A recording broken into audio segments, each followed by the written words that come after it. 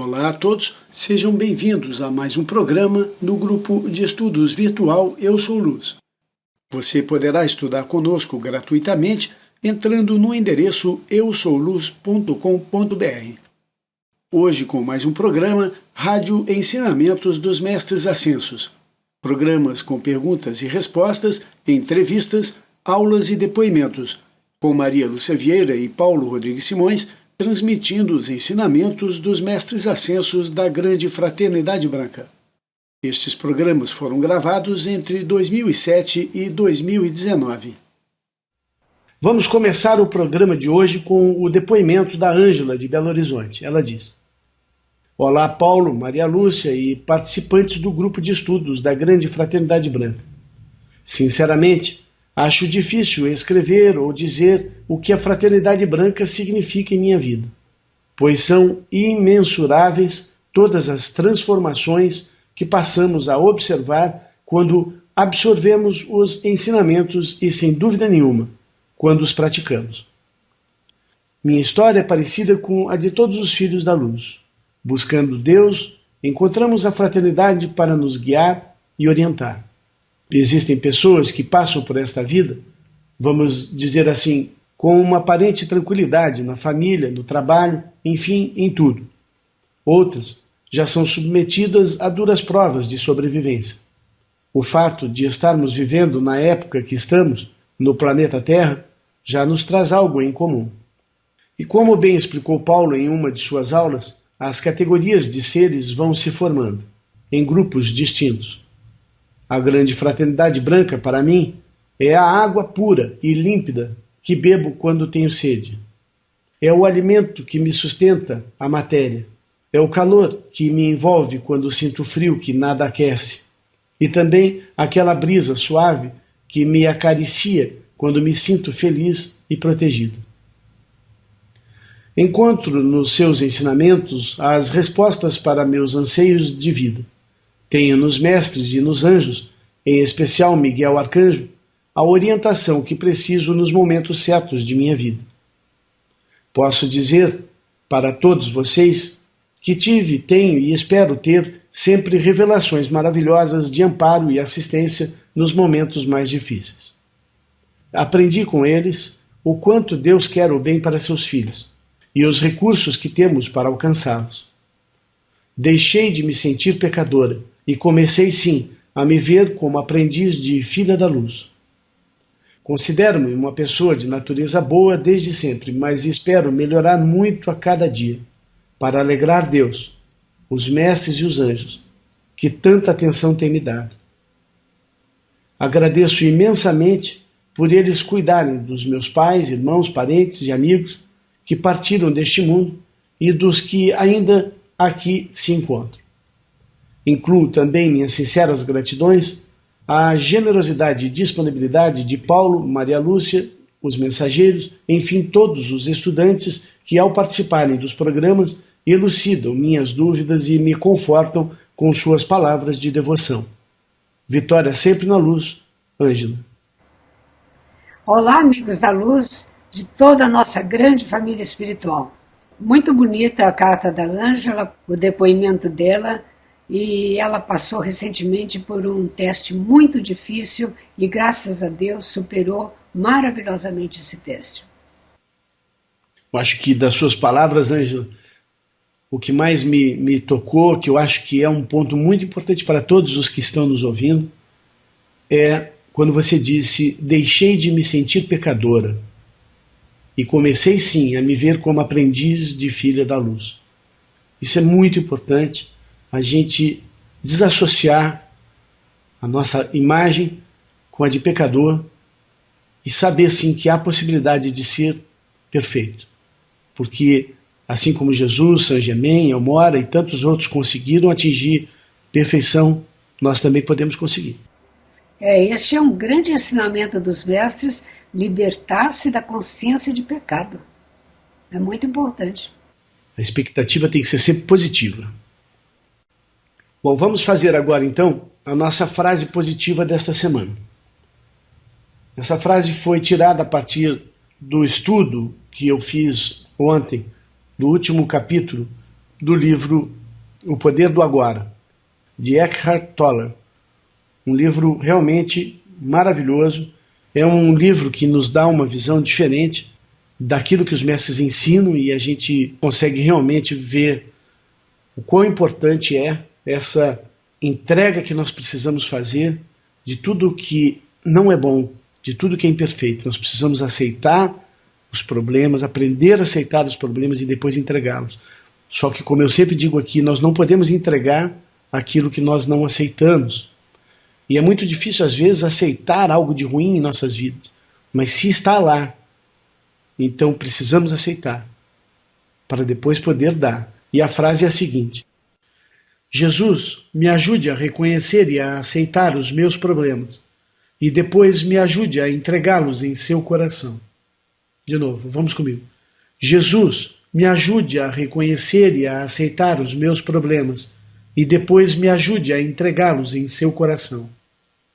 Jesus, me ajude a reconhecer e a aceitar os meus problemas, e depois me ajude a entregá-los em seu coração.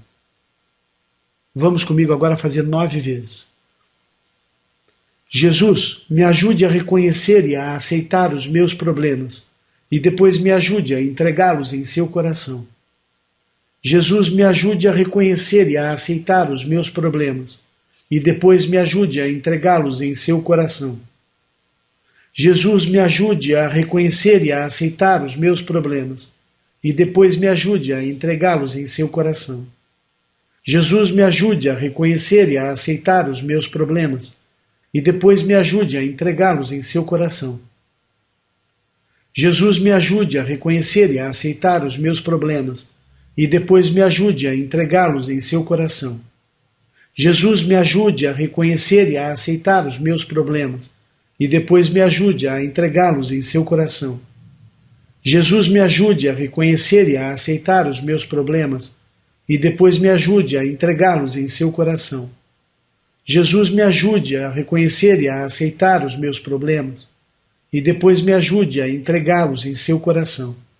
Jesus, me ajude a reconhecer e a aceitar os meus problemas, e depois me ajude a entregá-los em seu coração. Amém. A primeira pergunta de hoje vem do Antônio de Portugal. Ele diz: saudações, amigos da luz de Deus. Paulo e Maria Lúcia, sei que o plano astral tem 33 níveis, mas não sei os de todos. Por que só se fala dos primeiros e dos últimos? É possível vocês darem uma explicação para cada nível, ou seja, do nível 1 ao 33? No programa 57, aprendi que toda alma que está no astral, antes de reencarnar, vai para o etéreo, e em seguida volta para o astral para reencarnar? Paz entre nós, Antônio, Portugal. Olá, Antônio. O plano etéreo é o plano do céu e não nos é permitido conhecê-lo. Este é o motivo de não nos lembrarmos do que acontece quando nossa alma vai à noite para o retiro dos mestres ascensos. Muito recentemente, tivemos conhecimento dos 33 níveis do plano etéreo. Isto foi uma graça de Deus. Assim, as informações que temos divulgado é tudo o que sabemos. Quanto à pergunta do programa 57, estávamos nos referindo às almas de luz, não a todas as almas. Aquelas que necessitam passar algum tempo no plano astral, para libertar-se dos desejos terrenos.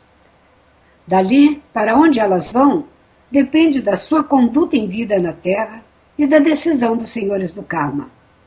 Cada caso é analisado por eles, e este é um assunto que não nos compete conjecturar.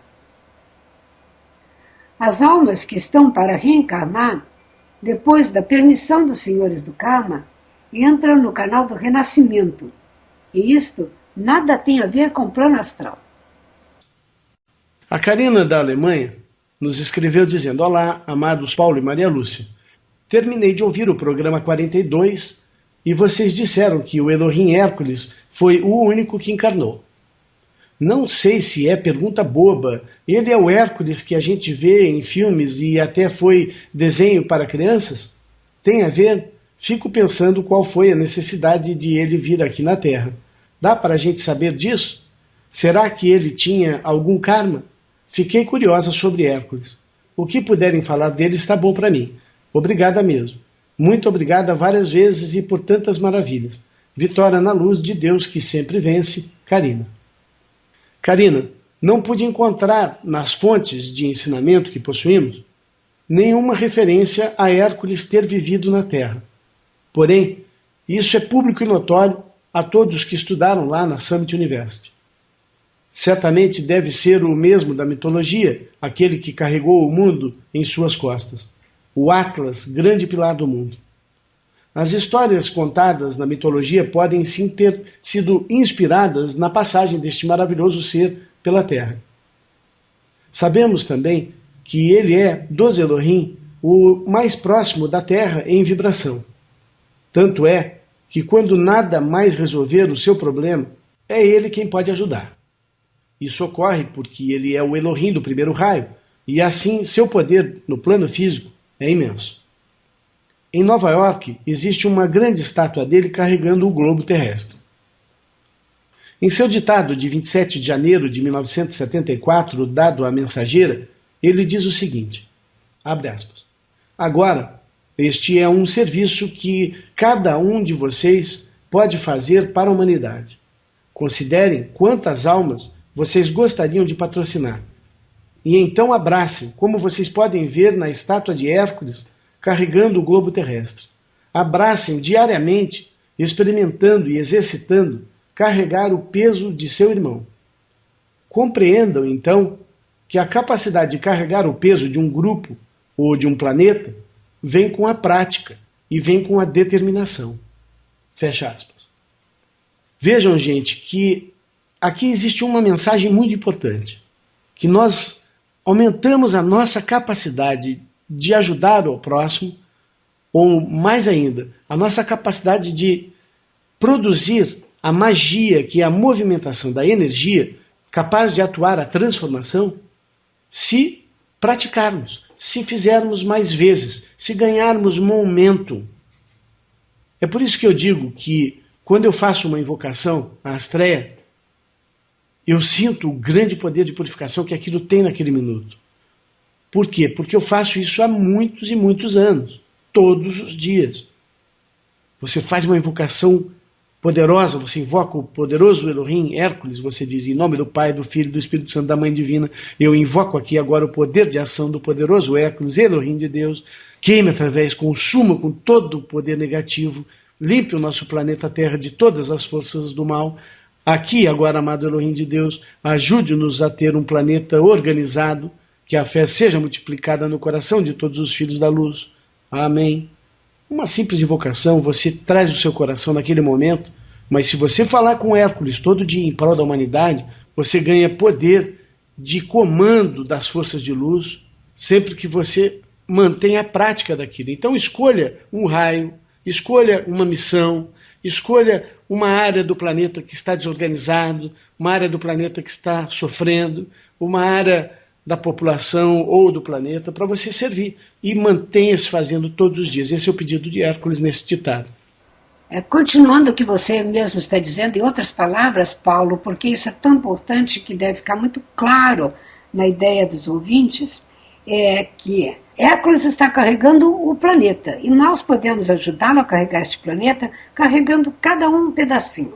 Por exemplo, como um grupo, nós já estamos ajudando Hércules a cuidar da Amazônia. Nós assumimos a Amazônia para proteger, nós estamos pedindo diariamente pela Amazônia, quer dizer, este pedaço de terra, nós já nos comprometemos com Hércules a cuidar, invocar Arcanjo Miguel, invocar a Astreia, a chama violeta, para proteger este pedaço do planeta que ele está carregando todo.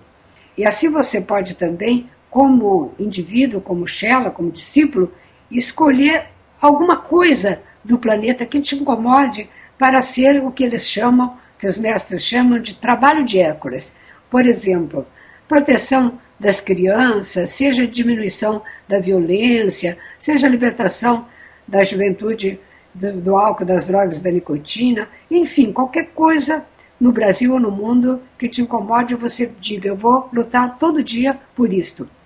E isto é carregar o peso, é o que Jesus diz, carregue meu peso é luz, porque nós estamos trabalhando com a luz para diminuir o peso da Terra.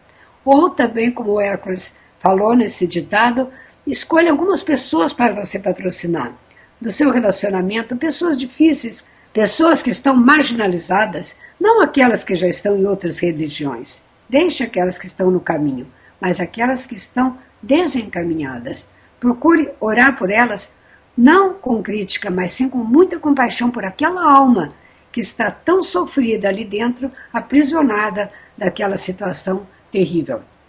Mas outra coisa que eu queria clarificar bastante para a Karina é que um ser de luz, um ser divino, como Hércules que encarnou na Terra, como Maria, a mãe de Jesus, jamais vem para queimar seu próprio karma, porque eles não têm karma, eles já se divinizaram. Eles são divinos, eles vivem unidos ao Pai, isso não tem retorno. Eles vêm para trazer a luz à Terra, eles vêm para ajudar a humanidade, para espiritualizar a humanidade.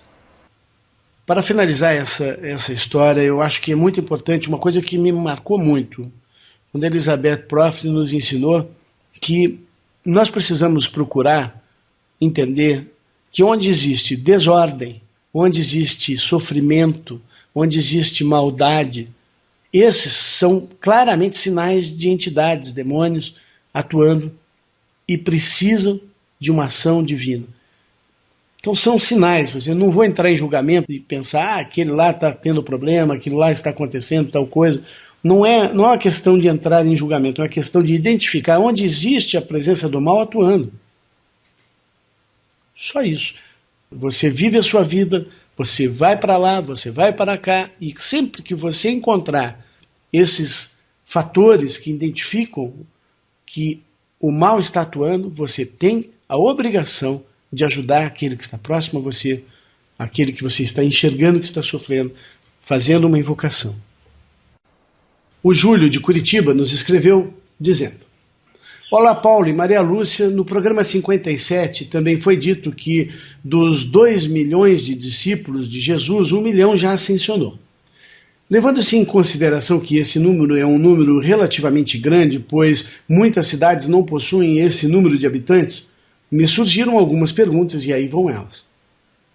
Esses seres que ascensionaram podem ser considerados mestres? O número de mestres é muito maior do que esses conhecidos?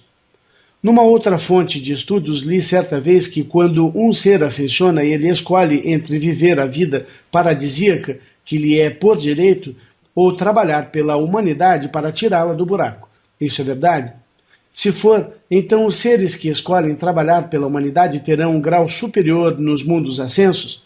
Como é isso? Que a luz de Deus, que nunca falha, ilumine a todos. Júlio, Curitiba. Olá, Júlio. Sim, os seres que ascensionaram são considerados mestres. No entanto, existem muitos graus de mestria. Até mesmo Saint-Germain tem seu guru, que é o grande diretor divino. O Mahashohan é o guru dos senhores dos 7 raios. Sempre tem um superior, assim é a hierarquia. Existem também mestres ascensos que têm menos conhecimento do que certos discípulos aqui na Terra. Fiquei muito surpresa quando ouvi isso, mas depois pensei, tal mestre pode ter muito amor e muita devoção. Com certeza, o número de mestres ascensos é infinitamente maior do que os nomes que conhecemos.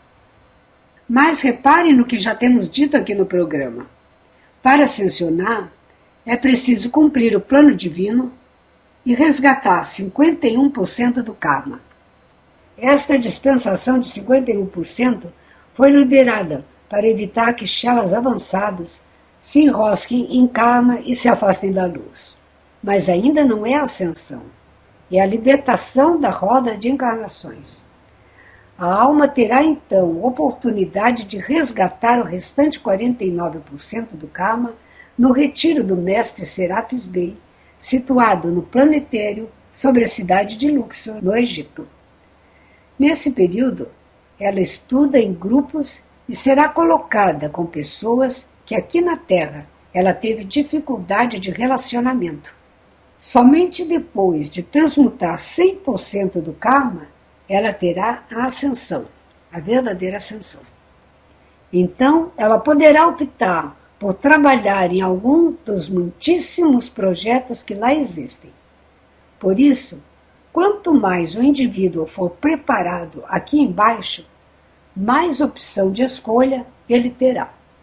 Os mestres incentivam muito estudo de escola superior, estudo de arte. Quanto mais o discípulo puder aprender a estudar, é melhor. Não vejo por que o mestre que optar por atender às evoluções da Terra seja superior aos outros.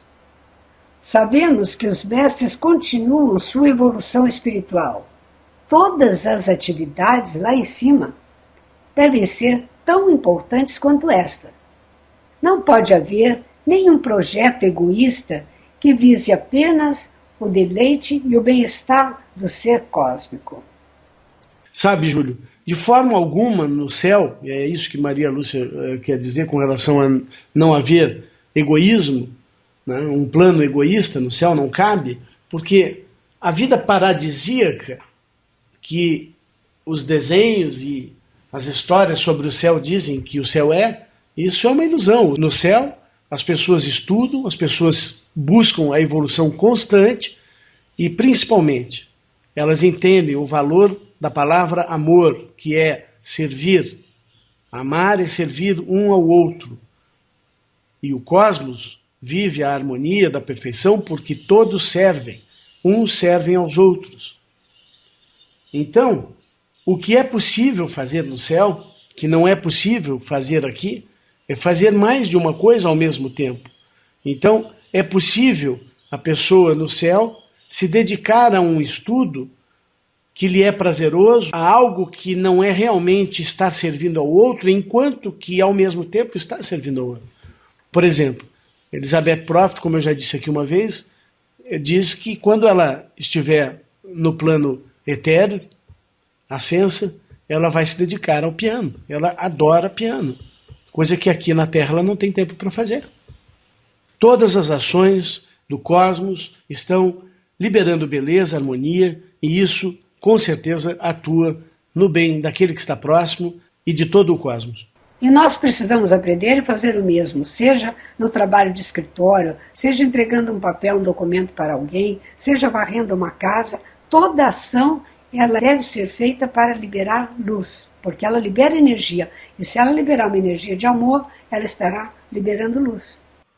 Um bom exemplo disso é a separação do lixo, que muitas cidades não têm, as prefeituras não montaram isso, mas as pessoas conscientes devem fazer. Separar o lixo, não jogar o óleo na cozinha, na pia da cozinha, o óleo utilizado nas frituras deve ser colocado num vidro e buscar o local apropriado para levar o lixo. Não é? É uma coisa que só as pessoas conscientes fazem. Conscientes do todo, do grupo, da união que faz a força e da desunião que traz a destruição. A próxima pergunta vem da Luciane de Curitiba. Ela diz: Olá, Paulo e Maria Lúcia. Por favor, no livro O Relógio Cósmico, página 80, Elizabeth Prophet diz, abre aspas, os nomes pelos quais conhecemos os mestres não são seus nomes internos. Vocês podem, por favor, comentar o assunto? Obrigado, Vitória sempre na luz, Luciane Curitiba. Luciane, existem palavras de grande poder. Os nomes internos são palavras que liberam grande energia e os verdadeiros nomes pelo qual cada um de nós é chamado quando conquistamos o direito de conhecer este nome, quando vencemos o apego à matéria e conquistamos a nossa ascensão e direito à vida eterna. Pelo que sei, muitos dos nomes dos mestres que conhecemos são os verdadeiros nomes interiores deles, ou pelo menos parte desses nomes. Assim, o texto que você leu de Elizabeth Prophet, de repente está se referindo a alguns mestres a quem ela está se referindo naquele livro. Eu não tenho certeza. Ou pode ser uma má tradução. A gente precisa conversar depois, porque o meu livro é em inglês e a página 80 eu procurei esse texto na versão em inglês e não consegui encontrar.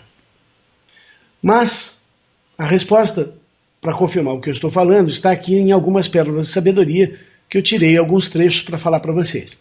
Na Pérola de Sabedoria, volume 23, número 29, o arcanjo Gabriel disse à mensageira Elizabeth Kleprov, abre aspas, sigam em frente, em meu nome, eu sigo em frente, em seu verdadeiro nome, o nome interior que vocês conhecerão na hora de seu chamado ao quarto do grande trono. Fecha aspas. Na Pérola de Sabedoria, volume 30, número 68, Mahashohan disse à mensageira, abre aspas, filhos e filhas da liberdade, vosso coração é conhecido no grande sol central, e o livro da vida revela o vosso nome interior. Fecha aspas. Na Pérola de Sabedoria, volume 20, número 10, Mestre Lanto, em 1977, revela a Elizabeth Kleprov. Abre aspas. Eu sou Lanto, e eu administro as correntes de vida da grande chama da Arca da Aliança.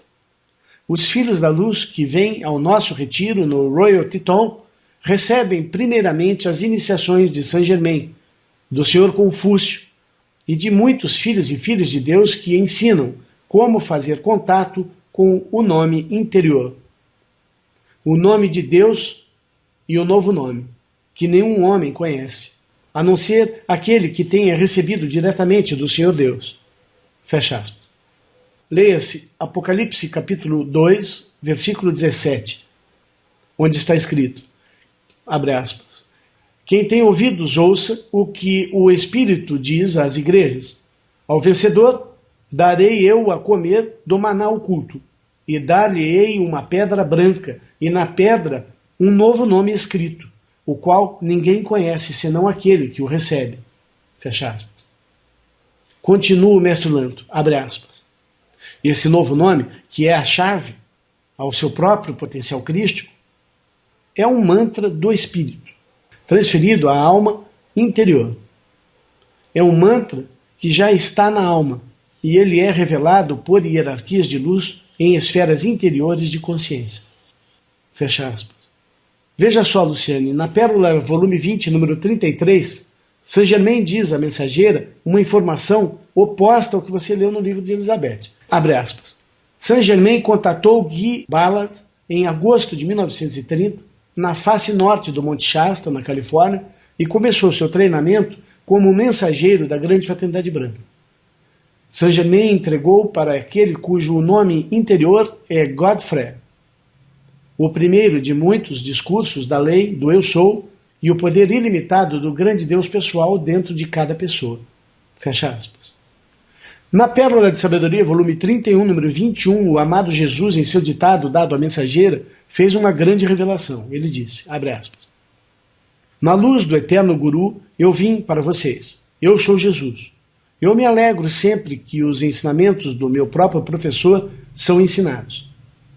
Eu, então, vim neste mundo enviado por aquele que me enviou. E quando eu disse, abre aspas, eu e meu Pai somos um, fecha aspas, eu falei do todo Pai e da viva presença eu sou, e de seu representante, aquele que usa o manto de Guru. Assim, aquele que me enviou na corrente da hierarquia dos antigos não foi outro senão Maitreya.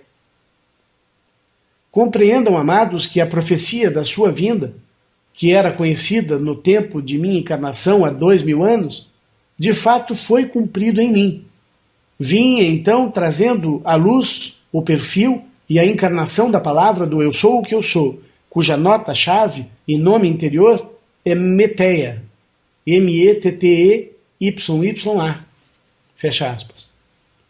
Eu pesquisei para todos nós essa profecia da vinda de Maitreya, que Jesus cita nessa pérola, nas escrituras budistas, que registram que Gautama Buda profetizou o advento de um Buda futuro, cujo nome seria Meteia, Maitreya em sânscrito.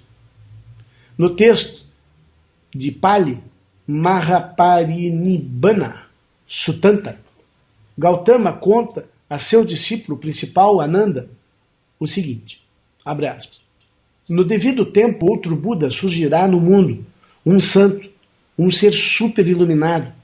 Ele revelará a você as mesmas verdades eternas que eu lhe ensinei. Ele proclamará uma vida religiosa totalmente perfeita e pura, tal como eu agora proclamo. Fecha aspas. Quando Ananda perguntou como nós o saberemos que é ele, Gautama respondeu: será conhecido como Meteia, que significa aquele cujo nome é bondade. Maitreya, amigos, é um nome derivado do sânscrito Maitri, que significa afabilidade, benevolência, boa vontade. Maitri se escreve M-A-I-T-R-I. Elizabeth nos ensinou que a sílaba semente do nome Maitreya é Maitri. Mas eu nunca havia lido nada sobre Meteia. Mahashohan nos ensinou, na escola de Maitreya, que nosso nome interior é um código interior, para que possamos acessar o nosso eu superior, que está nos 5 raios secretos, na câmara secreta do nosso coração. Jesus ensinou na Pérola de Sabedoria, volume 34, número 41, que precisamos saber o nome de Deus em cada nível da vida. Ele disse que existem 33 escadas ascendendo aos céus, e que o nome de Deus é desvendado em cada passo de iniciação desta escalada. Jesus diz que precisamos saber o nome interior de Deus, o que nos levará a conhecer o nosso próprio nome interior. I am that I am. Eu sou o que eu sou. Esse é o nome interior de Deus. Ah, que bom! Agora então nós sabemos o seu nome. Eu sou o que eu sou. Mas na verdade nós não sabemos. Precisamos conhecer a verdadeira verdade contida neste nome.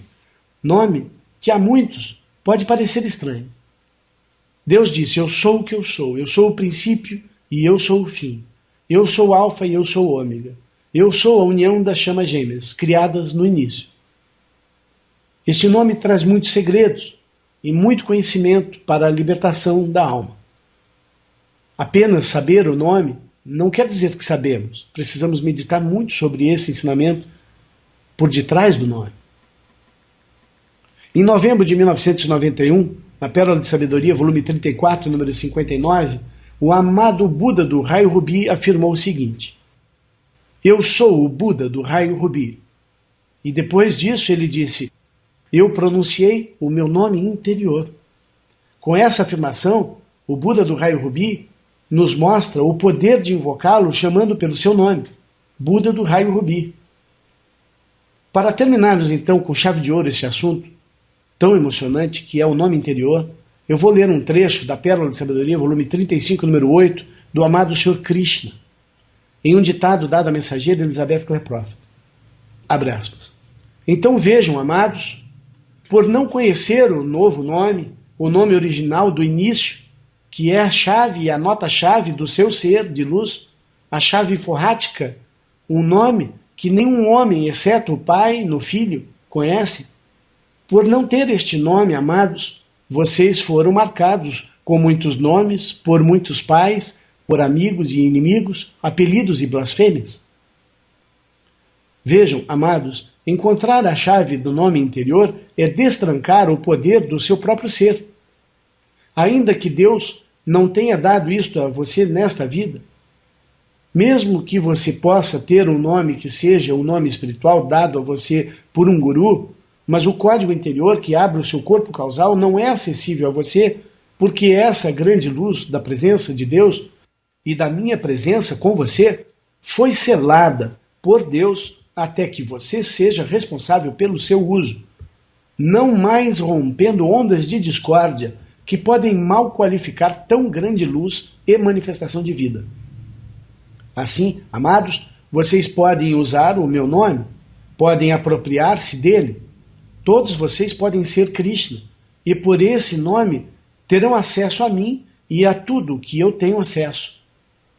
Desta maneira, eu poderei regular pelo Atman, pelo Paramatman, pelo eu sou o que eu sou, essa porção de mim mesmo que é seguro transferir a você. Fecha aspas. Este ensinamento explica o batismo que tivemos com a Guru Elizabeth Prophet, eu, Maria Lúcia e aqueles que tiveram essa maravilhosa oportunidade, onde cada um de nós escolhe o nome de um mestre ascenso para colocar no meio de nosso nome. Você, por exemplo, Luciane Pereira, pode batizar-se com o nome de Luciane Krishna Pereira. Este nome escolhido cria um forte laço entre você e seu mentor espiritual. Paulo e ouvintes, este assunto realmente requer muita meditação. A Leila Mello, do Rio de Janeiro, nos escreveu: outro dia, uma pessoa que conheço me falou a respeito de uma mestra chamada Igea, acho que é assim que se escreve, H-Y-G-A, que atuaria no raio branco cristal, mas que é muito ligada à saúde, inclusive é citada no juramento dos médicos. Nunca tinha ouvido falar nada a respeito e nem achei nada aqui sobre ela. Ela é uma mestra aceita pela GFB? Paz e luz, Leila. Querida Leila, no glossário de Helena Blavatsky, lê-se que Igea é uma palavra que vem do grego e significa saúde. Ela é filha de Aesculapius. É representada como uma donzela que alimenta a cobra com uma caneca e tem o poder do fluir do chakra da base. Gostaria que vocês compreendessem que muito mais importante do que saber tantos nomes de mestres e mestras é memorizar os nomes dos senhores dos 7 raios, dos 7 arcanjos e dos 7 Elohim. Saber invocá-los, magnetizar suas qualidades e projetá-las onde quer que deseje. Saber aplicar a lei e focalizar a atenção na senda do autoconhecimento. A questão que Maria Lúcia está colocando é muito importante, porque esses são os mestres mais próximos de nós. Né? Todos os mestres podem nos ajudar, não tenho dúvida disso, mas precisamos fazer um momento acontecer entre nós e definir quais são esses mestres que nós vamos fazer isso, para que realmente a gente crie esse laço com aqueles mestres. Isso nos dá poder para atuar na Terra. A Karina da Alemanha nos escreveu dizendo: boa noite, amados propagadores da luz de Deus que nunca falha. Paulo e Maria Lúcia. Meus queridos, nosso amado Mestre Ascenso Jesus Cristo disse que temos que nos amar uns aos outros. Nos nossos estudos, estudamos sempre a frase servir à humanidade. Tudo bem, mas a minha pergunta hoje é: o que os mestres ascensos acham quando se segue isso, como Jesus disse, e as pessoas abusam da gente? As pessoas usam a gente como se fôssemos um brinquedo para o bem-estar delas apenas e abusam de nossa boa vontade. Fico em dúvida em relação a isso porque eu vejo que a maioria das pessoas não estão nem se importando. Eu sei que a gente que trabalha para Deus não tem que esperar alguma coisa em troca, mas também ser tipo um boneco na mão dos outros. Eu sei que essa pergunta é meio polêmica. Obrigado por nos ajudarem a entender a ideia de Deus. Vitória na luz de Deus que sempre vence. Karina. Karina, os mestres ascensos esperam que os Chelas desenvolvam um senso de discernimento de espíritos. Precisamos pedir ao Espírito Santo para que nos mostre a realidade de cada pessoa, de cada coisa, de cada proposta que encontramos em nosso caminho. Você com certeza fala de um caso específico e posso sentir na maneira que você escreveu, mas sei que cada caso é um caso e ligações kármicas às vezes colocam as pessoas em situações difíceis que envolvem muito mais do que apenas maus tratos ou servir e não ser reconhecido. Às vezes há um resgate kármico acontecendo. Amar uns aos outros é mais do que aceitar ou não aceitar ser abusado. Isso quer dizer que não podemos odiar. Precisamos aprender a entender que o outro age mal porque é ignorante da lei. Mas isso não quer dizer que precisa aceitar ser maltratado. Precisamos corrigir os erros ao nosso redor, como já disse antes. Se não for possível, muitas vezes o melhor é se afastar, para que não nos contaminemos com as imperfeições dos outros. A próxima pergunta vem da Marlene, brasileira que reside na Califórnia. Ela disse: gostaria de saber o que são as universidades do Espírito. Obrigada, que a sabedoria divina esteja com todos neste grupo. Marlene querida, as universidades do Espírito são também chamadas de Retiro dos Mestres, templos dos mestres ou escolas de sabedoria. Estão situadas no planetério e sabemos onde se localizam as escolas dos 7 arcanjos e dos senhores dos 7 raios. Estas universidades estavam fechadas para a humanidade há 10.000 anos. Por uma dispensação do amado Gautama Buda, foram abertas em 1986. Podemos agora frequentar essas escolas em nosso corpo sutil todas as noites. Para esta viagem noturna, a alma precisa ser acompanhada por um anjo, isto porque é necessário atravessar o plano astral. Os mestres de luz recomendam proteção para esta travessia. Ao despertar, salvo raras exceções, nós não temos lembrança consciente do que vimos ou aprendemos lá nesses retiros. Mas, com o tempo, podemos observar resultados. A alma é preparada à noite, em níveis internos, para enfrentar os testes do dia seguinte. A próxima pergunta vem da Leia Silva, da Austrália. Ela diz: Olá, Paulo, Maria Lúcia. Gostaria de um esclarecimento em relação à citação bíblica, abre aspas, os pobres de espírito. Bem-aventurados os pobres de espírito, porque deles é o reino dos céus. Palavras de Jesus, Mateus 5:3. O que exatamente significa isto? Obrigado, Leia Silva, Austrália. Amigos, vou começar esta resposta lendo Mateus capítulo 5, versículo 1 ao 11. Abre aspas. E Jesus, vendo a multidão, subiu a um monte e, assentando-se, aproximaram-se dele os seus discípulos. E, abrindo a sua boca, os ensinava, dizendo: Bem-aventurados os pobres de espírito, porque deles é o reino dos céus. Bem-aventurados os que choram, porque eles serão consolados. Bem-aventurados os mansos, porque eles herdarão a terra. Bem-aventurados os que têm fome e sede de justiça, porque eles serão fartos. Bem-aventurados os misericordiosos, porque eles alcançarão misericórdia. Bem-aventurados os limpos de coração, porque eles verão a Deus. Bem-aventurados os pacificadores, porque eles serão chamados filhos de Deus. Bem-aventurados os que sofrem perseguição por causa da justiça, porque deles é o reino dos céus. Bem-aventurados sois vós, quando vos injuriarem e perseguirem, e mentindo disserem todo o mal contra vós por minha causa. Fecha aspas. Vejam, amigos, que desses versículos tão famosos, o mais discutido e mal compreendido é este que Lé nos pergunta: Bem-aventurados os pobres de espírito, porque deles é o reino dos céus. O que significa ser pobre de espírito? É ter aquela característica fundamental de perceber que se é espiritualmente vazio e que somente confiando em Deus se pode preencher este vazio. Reconhecendo que é espiritualmente pobre, a pessoa humilde de espírito conhece a sua própria necessidade. Humildes de espírito, pobres de espírito, é a mesma coisa. Ajuda a pensar sobre o oposto do pobre de espírito. O contraste seria orgulhoso de espírito, arrogante de espírito, autossuficiente, independente. Há indivíduos com a atitude que diz: eu não preciso de ninguém que me dê qualquer direção na vida, eu posso passar muito bem sem qualquer padrão moral de uma fonte divina. Este é o espírito moderno do humanismo. No glossário do humanismo, o conceito é definido desse modo: uma visão da vida que é concentrada no homem e sua capacidade de construir uma vida que vale a pena para si mesmo e seus parceiros aqui e agora.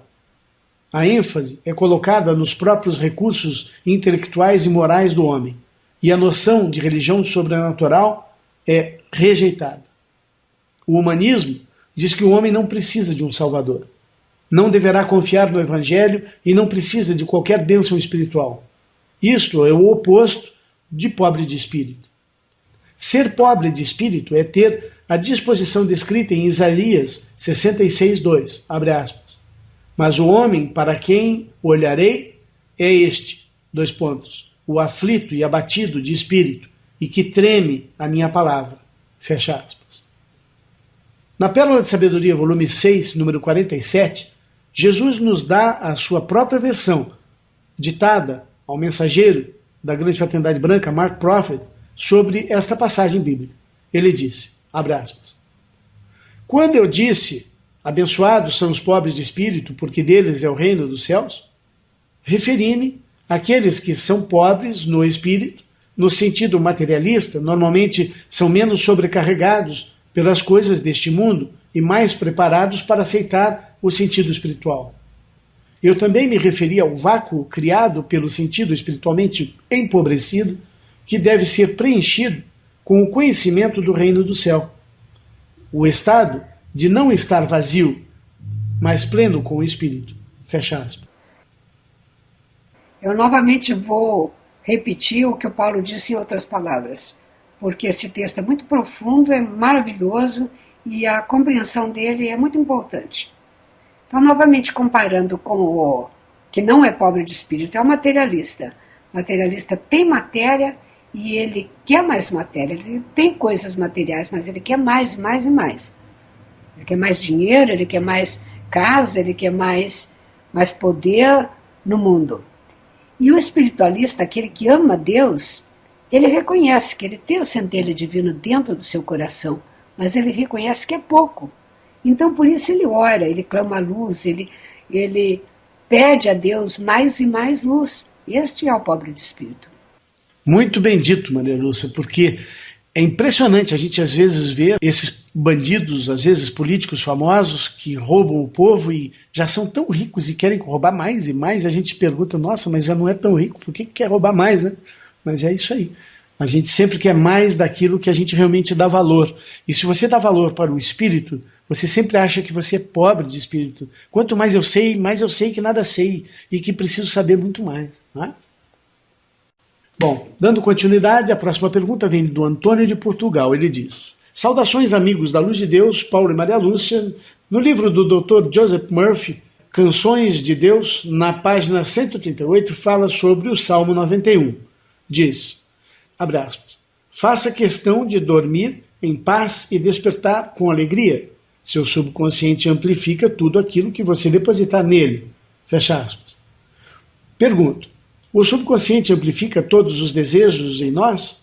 Mais adiante está escrito, abre aspas, o espanto noturno e a peste que anda na escuridão podem se referir aos conflitos ocultos em seu subconsciente, moléstias iminentes ou às atividades de pessoas que tentam abalá-lo agindo às ocultas. Fecha aspas. O autor refere-se aqui a pessoas que nos fazem mal e nos fazem magia negra sem sabermos? Gosto muito de ler os livros do Dr. Joseph Murphy, sobretudo Canções de Deus. Paz entre nós, Antônio, Portugal. Meu caro Antônio, eu também já li há muito tempo os livros de Joseph Murphy e naquela época gostei muito mesmo. A mente subconsciente é como um servo fiel que obedece às ordens do seu dono sem discuti-las. Ele não quer saber se é certo ou errado, ele simplesmente as executa. Esta parte do nosso ser não adormece e trabalha 24 horas por dia. Seu papel é realizar nossos pensamentos, sentimentos e ordens verbais. Assim, se o indivíduo diz a um amigo, não me sinto bem hoje, ela, a mente subconsciente, providenciará para que isto ocorra realmente. Se ele diz, referindo-se a um colega de trabalho, o José me persegue no escritório, isso ocorrerá, porque foi um decreto, foi uma ordem, um comando. Vejamos uma forma prática de testar o poder da mente. Se você tem uma reunião ou uma situação que tem tudo para ser difícil, comece a afirmar o oposto e verá a capacidade da sua mente de reverter uma situação. Comece dizendo apenas, e pensando também, tudo dará certo, isto será fácil. Coisas assim, compreende? Cria suas próprias frases e as suas afirmações. E elas devem ser muito positivas, atuando como um decreto. E diga, eu quero que seja assim e assim será. Nós devemos vigiar os pensamentos e sentimentos para expulsar todos os que são negativos, substituindo-os por outros pensamentos positivos. Pelo poder magnético da atração que existe em nossa chama trina, os pensamentos e sentimentos atraem ou se aderem a outros similares. Por isso, são amplificados. Sim, eles são muito amplificados. Que é bom ter pensamentos positivos, porque eles serão também amplificados. Sua pergunta seguinte foi respondida no programa anterior, o número 60. Creio que você já tenha visto, porque a resposta deve ter vindo antes do programa 60.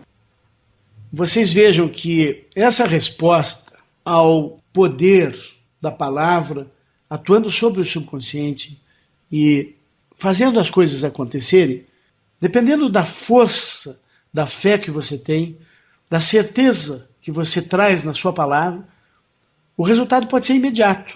Eu vou contar para vocês agora uma história de Elizabeth Clare Prophet, contado por uma testemunha, que é um quadro que nós vamos trazer para vocês agora toda semana, de pessoas que conviveram com Mark e Elizabeth Clare Prophet, e cada um deles tem histórias maravilhosas para contar sobre a vida desses dois fantásticos filhos da luz e mensageiros da grande fraternidade branca.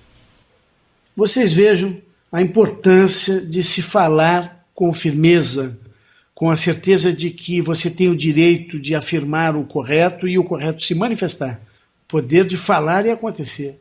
Então nós que ainda não desenvolvemos tamanho poder, que estamos treinando, nós somos chelas dos mensageiros, chelas dos mestres, nós precisamos desenvolver isso. E é fazendo as frases positivas e buscando ver o resultado que nós temos mais confiança em falar e fazer acontecer. Esta primeira história foi contada pelo reverendo Carl Showalter, da Assembly House. Ele conta o seguinte: eu tive o privilégio de ser guarda-costas de Elizabeth Clare Prophet em suas primeiras 5 excursões para palestrar sobre os ensinamentos dos mestres ascensos no interior dos Estados Unidos. Sabe, experimentamos muitos fenômenos interessantes quando acompanhamos a nossa guru em suas viagens. Isso torna uma pessoa crente em Deus, quando trabalhamos tão perto de alguém que é ligada tão intimamente com a fonte da vida. Lembro-me de uma noite nesta viagem ao centro do país, era inverno, chovia, a temperatura estava congelante. Estando na equipe de segurança, eu sempre estava alerta para todos os perigos, e esta noite era certamente um grande desafio. O hotel onde aconteceu a palestra era no topo de uma colina. O nosso ônibus, onde estava a nossa gurumá, estava em uma quadra abaixo do hotel, uma colina muito íngreme. Depois que a palestra terminou e saímos para a rua, descobrimos que havia chovido muito e que a água da chuva havia congelado, deixando uma grossa camada de gelo sobre todos os lugares. As escadas, as ruas, as árvores. E agora, como tirar a mãe do hotel? Nós nos vimos com um grande problema. Pegamos então uma van para levá-la até o ônibus, no estacionamento, na parte baixa da colina. Eu era o motorista, e a nossa guru-mãe estava na frente, ao meu lado, e os outros membros de sua equipe estavam dentro do carro, na parte de trás. Comecei então a descida, com todo cuidado, em direção ao estacionamento. Mas não cheguei nem ao meio do caminho quando a frente do carro deslizou lateralmente e começamos a escorregar colina abaixo. Joguei o carro para o meio-fio, mas não consegui parar. Então eu disse: mãe, eu sinto muito, mas nada posso fazer para parar este carro.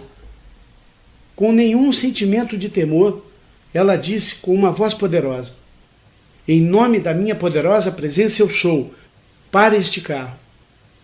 E o carro parou imediatamente. E a equipe ajudou a gurumãe a sair do carro e cuidadosamente descemos, andando colina abaixo, até o ônibus. Não havia nenhuma maneira física, amigos, para que aquele carro fosse parado. Verdadeiramente, ela nos ensinou o poder da palavra falada e a capacidade de nossa amada mensageira. Eram experiências como estas e muitas mais que observávamos quando viajávamos e trabalhávamos para os mensageiros e os mestres ascensos da grande fraternidade branca. A Leoneide, de Porto Velho, nos escreveu, ela diz: Olá, Paulo e Maria Lúcia. Parabéns por esse programa maravilhoso, que está contribuindo muito para o meu aprendizado e entendimento de muitas coisas. Eu pergunto, primeiro, o Eu Superior e Santo Cristo Pessoal são o mesmo anjo da guarda? São o mesmo anjo guardião criado por Deus para nos guiar? Segundo, quando falamos da alma também estamos falando do espírito? Terceiro, durante o sono me vejo fazendo algo ou em algum lugar. Se eu estou lá, quem então está me vendo? Meu espírito? Meu eu superior? Obrigado pela atenção, vitória sempre na luz de Deus, Leoneide. Leoneide, a sua primeira pergunta está correta. O anjo da guarda, eu superior, Santo Cristo Pessoal são a mesma força de luz criada para nos guiar de volta ao eu sou o que eu sou. O que confunde um pouco as pessoas é pensar que o eu superior é a presença de Deus, lá na parte superior da figura da divina presença. Confunde também trazer aquele anjinho que ouvíamos falar quando éramos criança, o anjo da guarda, para uma posição tão importante em nossos estudos esotéricos de hoje. Mas sim, são todos o mesmo ser. E ainda podemos chamá-lo de Mestre Ascenso Jesus Cristo, se quisermos. Ou ainda apenas Amado Jesus. Pois Jesus detém o manto de diretor de todos os anjos da guarda, de todos os santos cristos, de todos os nossos corações. Isso ajuda porque é bom pensar no anjo da guarda com uma imagem definida, e Jesus é bem definido para a maioria de nós, brasileiros pelo menos, que tivemos uma origem cristã, como é o nosso país, né? Assim, se você preferir falar com Jesus quando for conversar com o seu anjo da guarda, tudo bem, pode fazê-lo, pois o seu próprio Santo Cristo Pessoal receberá a mensagem. A pergunta número 2 foi respondida recentemente no programa, depois que você enviou o seu e-mail, e tenho certeza que você já ouviu a resposta, mas se você ainda tiver dúvidas, procure em nosso dicionário esotérico por alma e espírito, e você poderá ler as respostas lá. Se novas dúvidas surgirem, você poderá reformular a sua pergunta e enviar para o programa. A última pergunta é difícil de responder. Entendo que nossa mente é espectadora, mas é apenas a minha opinião pessoal. A Neide, do Rio de Janeiro, nos escreveu dizendo: hoje estou em estado de autoconhecimento e, com isso, questionamentos me afligem e me desnorteiam, pois a confusão, o medo ou a pequena boa vontade de mudar ou o medo do conflito gerador, da arrumação, me deixam assim. Mas tenho vontade de sair dessa para ser o que eu sou, pois tenho certeza que não vivo como sou. Essa é a minha mais pura certeza, mas me é difícil mudar para tal. Como fazer essa mudança mais leve? Neide, querida, você está despertando espiritualmente, e isto é maravilhoso. A alma afastada da luz está adormecida. Como toda pessoa, após um longo período de sono, recusa-se a acordar. Ela diz: não, feche a janela, apague a luz, deixe-me dormir. Não é assim?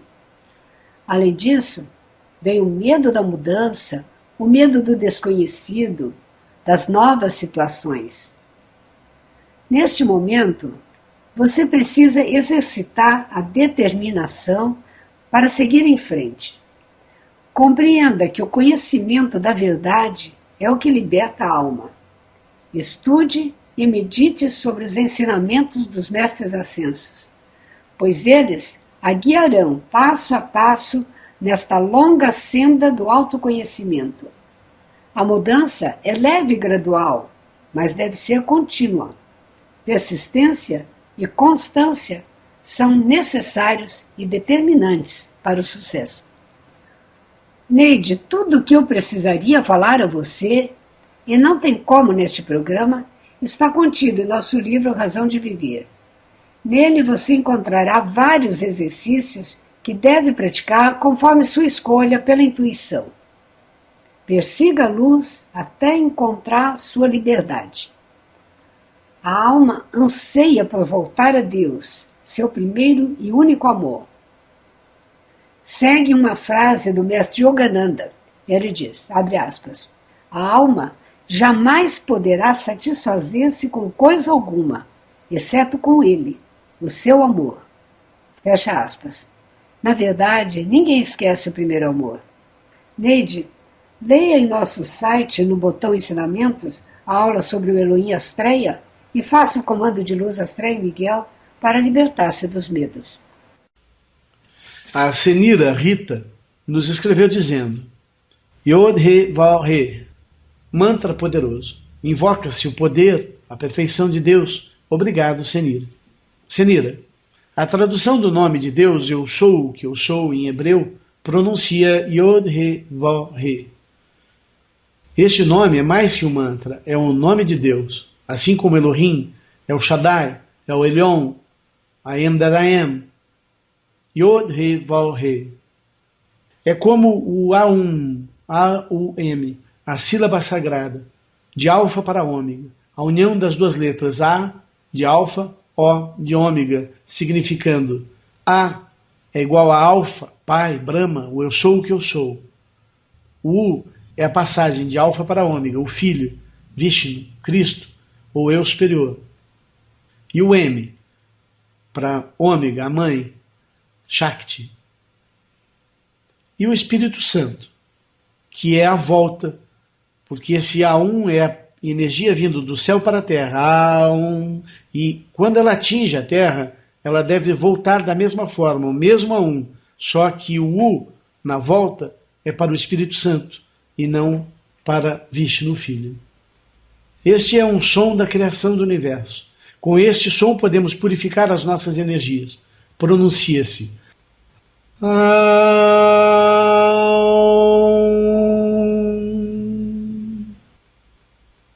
ou apenas